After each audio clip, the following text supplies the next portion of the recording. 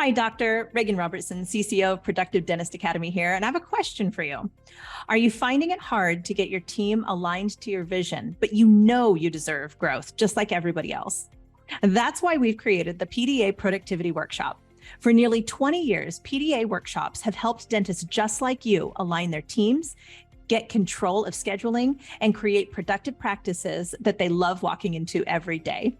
Just imagine how you will feel when you know your schedule is productive, your systems are humming, and your team is aligned to your vision. It's simple, but it's not necessarily easy. We can help. Visit productivedentist.com/workshop. That's productivedentist.com/workshop to secure your seats now. Well, all of a sudden I'm listening to that and I trust my friend, right?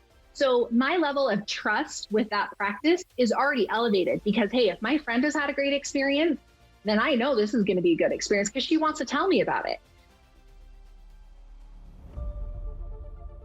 Welcome to the Everyday Practices Podcast. I'm Reagan Robertson, and my co-host, Dr. Chad Johnson, and I are on a mission to share the stories of everyday dentists who generate extraordinary results using practical, proven methods you can take right into your own dental practice. If you're ready to elevate patient care and produce results that are anything but ordinary, buckle up and listen in.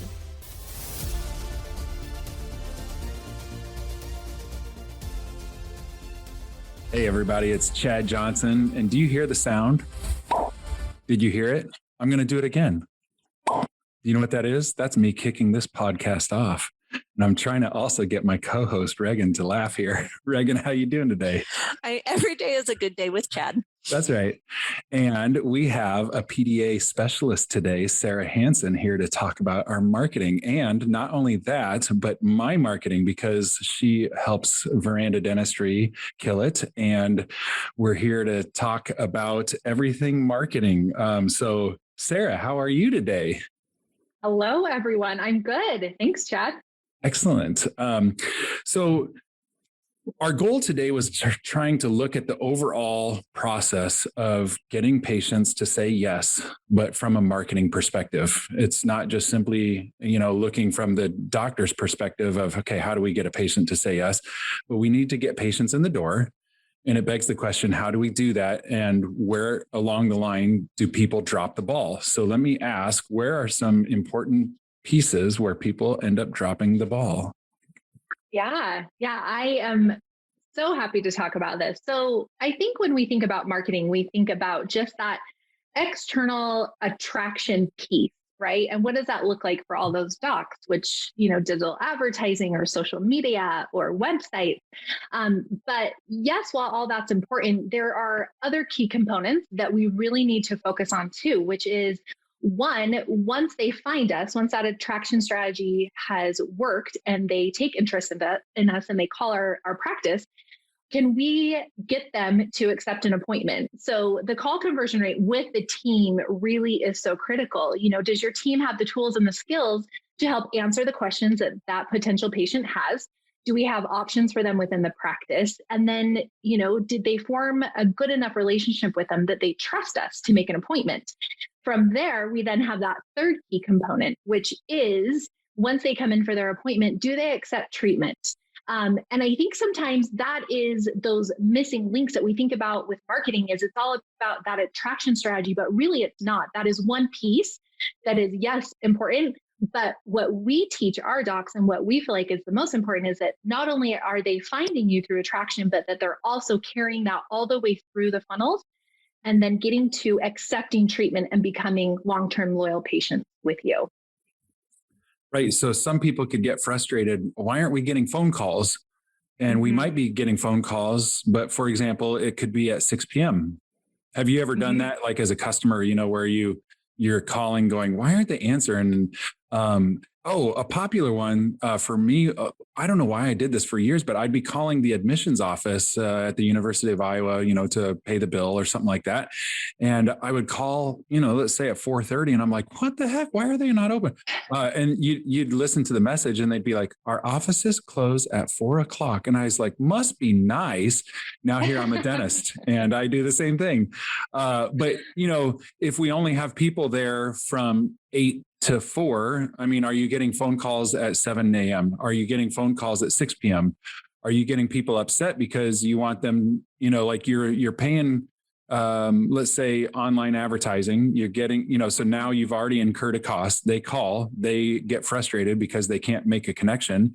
And now they just call the office down the street because they're just tired of it. So you not only spent money to try and get them there, you wasted money because they're not going to come to you because it wasn't convenient. Or they make the phone call, like you said, but we're dropping the ball, and you pick up the phone and it's and you're just like, is this the dental office? What?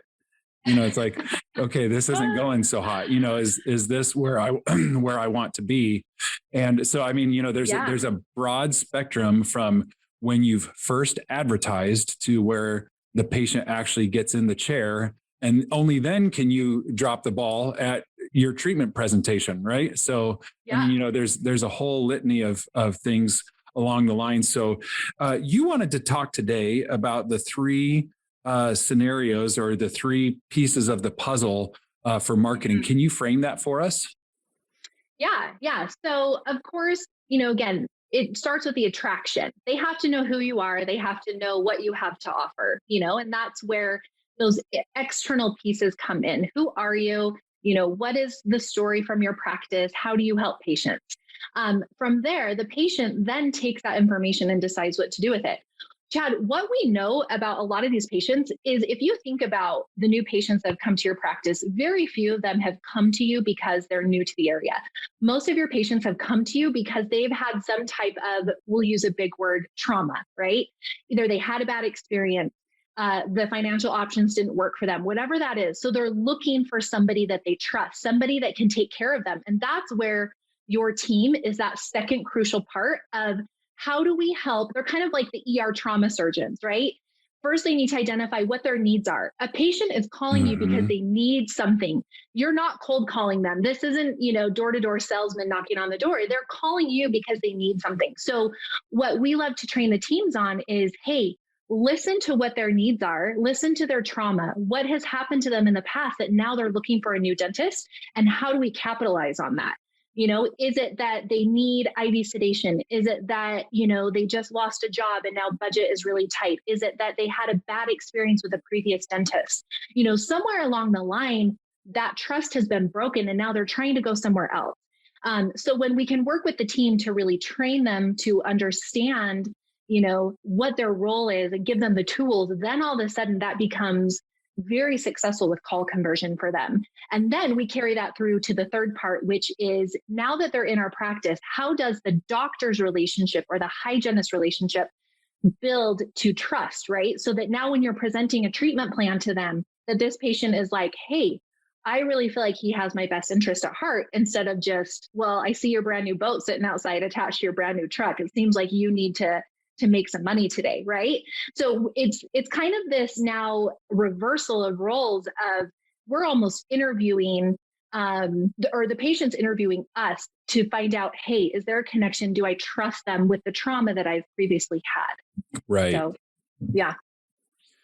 In two broad categories, some of the aspects that I've that any dentist really has tried focusing on is splitting it up in between internal marketing and external marketing. As far as the listener who's new to the subject, can you help kind of broadly define those? Yeah. So external marketing, yes, is going to be more of a bigger investment strategy into what you do to get your brand and your name out there. It's your awareness. But what I try and teach teams about, and what's really important, is your internal marketing really is that foundation.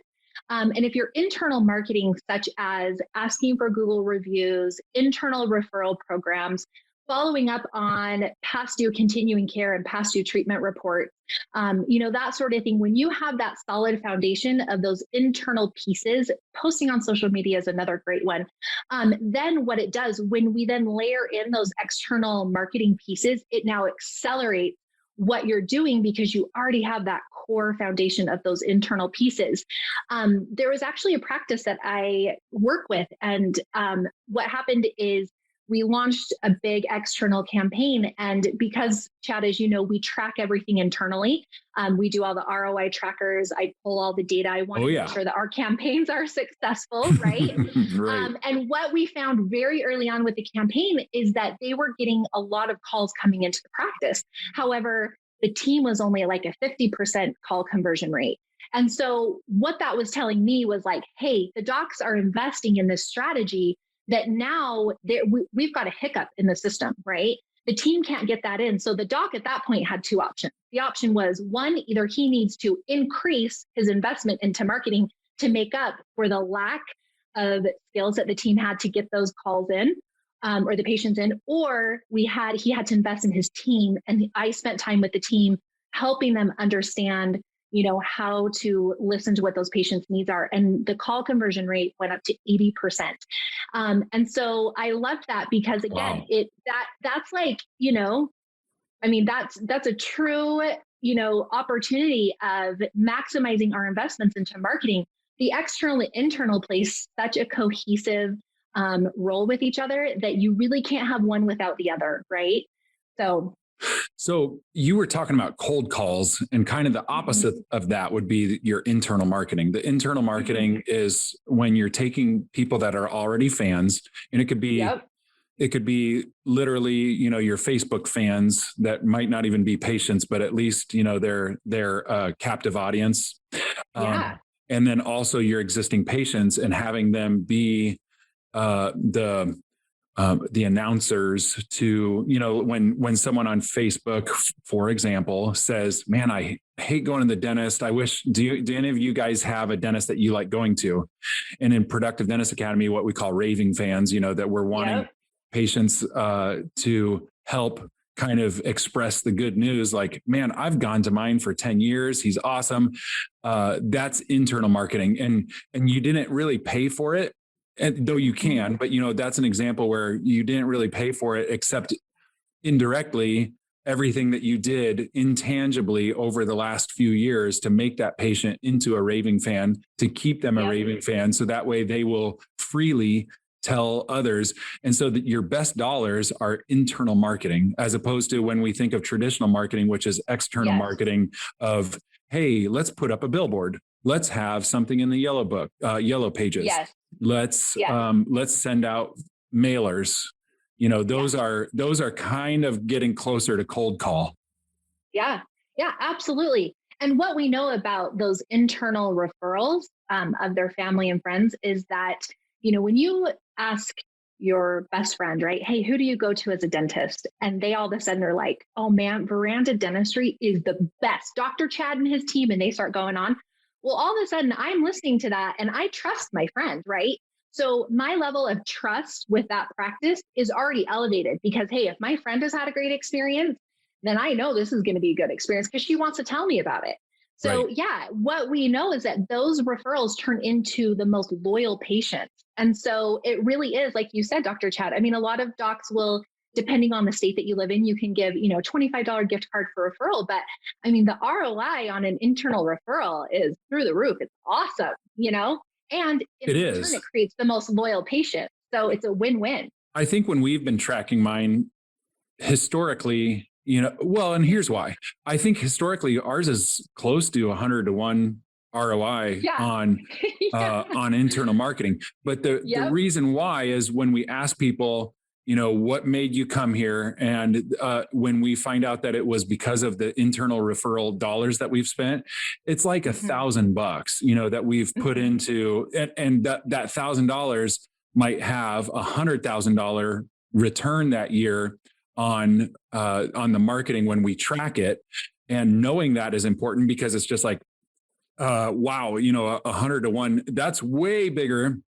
And I'm still satisfied when we get 5 to 1 or 10 to 1 returns on an ROI. I mean, a 2 to 1 is still good. I mean, it's still bringing you in what you need. So when you're 100 to 1, you go, man, how are we maximizing having the associates hand out business cards? Is the team handing out referral request forms and asking, hey, I'm glad you had a great day today. Would you do us a favor and anytime anyone is asking, just let them know that you love coming here, just stuff like that. You're planting the seed that maybe 3 years from now, their friend says, hey, I am moving to the area. Who should I go to? And you put that out there. Or that's it. I've had it with Dr. X. He's always blank. And now I want to switch. Who should I go to? And I see those things on, Facebook, because my friends and family around here, they'll tag me in it. And so like, I'll actually see it. Yep. So what do I guess I have a question for both of you, since both of you work together. Oh, hey, Reagan, I guess I've been hogging it. How are you? Well, I love how we went right down the Fred Joyal path of everything is marketing. It's all connected together. What do you recommend, Sara, for making it sticky? Because you get what you focus on. To say, like, it sounds good to see the success of 100 to 1. But that tells me that there's something running underneath that has to be well oiled. So what do you recommend to make this sticky so that internally the team can really, shout the benefits? And Sara, please don't say a really good looking owner doc, because I get it. I mean, that's me, but we just don't have to go there. Yeah. I mean, have we seen Chad's face? I mean, he just sells it by himself. He doesn't even need me. Here it is. Yeah, that's a great question, Reagan. So it really is that internal piece. One thing that I think we forget is that our teams are an extension of us, so what Chad believes and how he runs his practice and how he wants to practice and what his philosophy of care is really needs to be practiced by everyone in the office. They all need to believe that. And I know with so many of our docs that patient care, right? The wow experience really is top of mind for a lot of these docs. If we can focus on that internal piece, meaning, that we are treating our patients with the care and respect and the quality dentistry that we know that they deserve, then all of a sudden it's speaking for itself. With social media, I know a lot of our docs get a little bit nervous about that. Like, what do I post? How do I post? What does it sound like? Before. And really, it's very simple, meaning, let your team take that piece on. How many docs have great team members that love to get on the TikTok? I mean, I'm too old for the TikTok, but that their team members love social media. They're on social media a lot. And so let your team members take it over, show a fun time at, lunch that day with the team, or let's highlight each team member, or let's talk about patients of the month, or, other things like that. Just start very simple with just getting out there, making yourself available and that attraction started. Go ahead. So thank you, Chad. Well, that leads to the next question. So if you've got a doctor like Dr. Chad, who's not really shy about getting the practice out there, getting himself out there, he'll bring like a shaved ice truck into the parking lot to celebrate things. Like creativity is really easy. What do you recommend for doctors that, that this is not naturally intuitive to them? They're a little bit shy. How do they put their authentic self out there? No, I think the team can be a big asset to them, right? But the other thing is that it's interesting because you have patients that, yes, Chad's right. We have a great time. But not all patients, are always looking for that Chad, right? They're looking for different docs. And really at the end of the day, what patients are looking for and where they make that connection is that trust. So regardless of the doc's personality, or regardless of if he puts himself out there or not, if they feel a connection, they need to hear the voice. They need to hear the stories that are coming from the practice, because that ultimately, if you can get the stories out of how that doc has changed lives or helped patients in need or whatever that is, then really it's creating the voice. And that's what people are looking for. Yes, a lot of things that we do with Chad are really fun, but ultimately, where that connection comes from is those people saying, hey, I know that doc can help me. I trust him. I know he's helped my friends and family. I've heard that he does X, Y, Z, right? And that's where that connection can be made. So really, it doesn't have to be a big, elaborate event. It really can just be that authentic story that's coming out of how they change lives. I've heard an interesting take on it before. Normally, what you would do is have your team come in and ask the patient, hey, do you mind if I got a picture with you and the doctor? But it was a different take on it. And I wish I could remember where I heard it from, where they said, hey, what you should do is the team member comes in and says, hey, doc, do you mind if I were to take a picture with you and this patient? And you're actually asking the doctor for permission to do it, assuming what it does is it assumes that the patient was okay taking the picture. Normally we're asking the patient, assuming that it's okay with the doctor. But if you flip it around, that you're actually making it seem like it's some kind of, I don't know, mini reward, that it's like, oh yeah, I mean, why not? That you're taking the picture with the doctor. Mhm. And so it was kind of a cool flip. And I was like, I really like that. What's your thought on that little nugget? Yeah, I think anything that can really elevate the relationship part of it, because really that's what you're talking about, is that relationship with the patient. Chad, I know you and I've talked about in the past about even you had the great idea of having like photos scrolling through like the computer monitors as they're waiting for on exams the screensaver, or things like that. Yeah, on the screensaver. Again, it's, you're forming that connection with them. So I think, learning a little bit more about the docs and the team members without necessarily having to be, in their face about it. It's just those subtle things where they're like, oh, hey, I saw Chad, riding his bike. Hey, Dr. Chad, are you a cyclist? Tell me about that, So again, there's all these little ways to really bring out those stories, not only just about dentistry, but about who they are and about who the team is as well. Yep, agreed. So the three things that we were kind of hoping to, we've already talked about a couple of them, the internal marketing, and obviously everyone knows external marketing. That's what they think of with marketing. And we've kind of touched on, case acceptance. And so when you're looking at, what do most doctors think of when they hear marketing? I mean, just in general. Yeah, well, the phrase that I get most often when I say, hey, doc, what's your goal? Usually they say, I just want more new patients. I just want more new patients, right? So it's very limited in what their goal is. So what I do is I try and take a little deeper dive, like, okay, talk to me about what that means for you. Are we really trying to target certain things? Are you really wanting to target implants? Are you really wanting to target just overall new patients? What does that goal look like? And then the other conversation I really like to have with them too is, who are we targeting, but also what have you done in the past? Of course, we know that our patients sometimes go through, bad experience, but so have our docs. I am sure that there are many docs on this podcast that are listening that have had bad experiences with marketing. And so here at PDA, we actually approach things very differently. What we do is we do a lot of deep discovery. As you know, Chad, we try and figure out what's going to work. And then what we do too is we track everything through an ROI tracker. I pull all the analytics. Chad knows all of this. We meet all the time about how his campaigns are performing, because we want to know not every campaign is going to work as successful as another. For example, the internal marketing campaign is hugely successful.